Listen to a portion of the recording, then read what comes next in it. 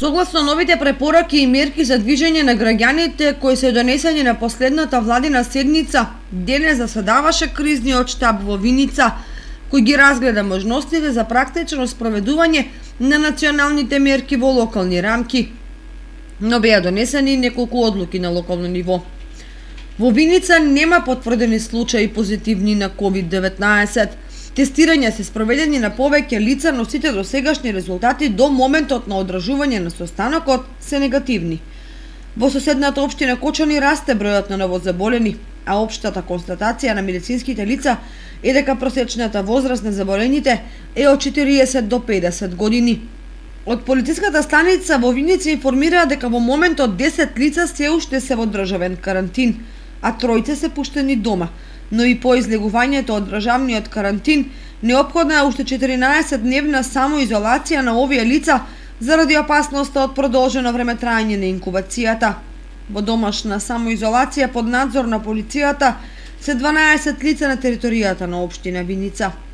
За непочитување на полицискиот час во општината поднесени се 12 кривични пријави, додека за прекршување на мерката за самоизолација поднесени се 4 кривични пријави. Од здравствениот дом во Виница информираат дека медицинскиот персонал ги прима само итните случаи и дека до овој момент ги имаат на располагање неопходните ресурси за заштита на вработените благодарение и на неколку донации од приватниот сектор.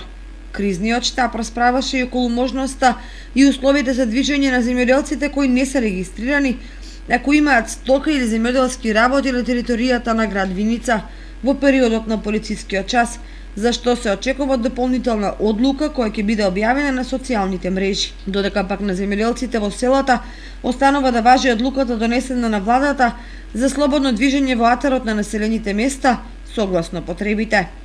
Трудовиот инспекторат излезе со констатација дека производствените капацитети во главно ги почитуваат мерките за дезинфекција и заштита на вработените, а околу движењето на работниците во време на полицискиот час, односно одење и враќање од втора и трета смена на работа, дозволи со соодветен печат и архиварска заверка треба да издаваат работодавците, а не инспекторатот.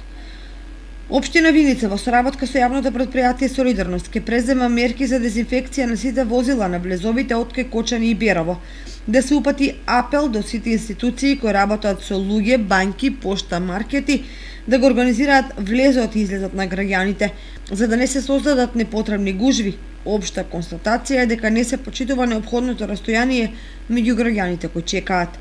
Полицијата почесто да ги обиколува фреквентните места во градот со акцент на градскиот пазар, каде непотребно се групираат луѓе, и да презема соодветни мерки за разбивање на ваквите собири кои надминуваат дозволената бројка, но и не го почитуваат дозволеното растојание.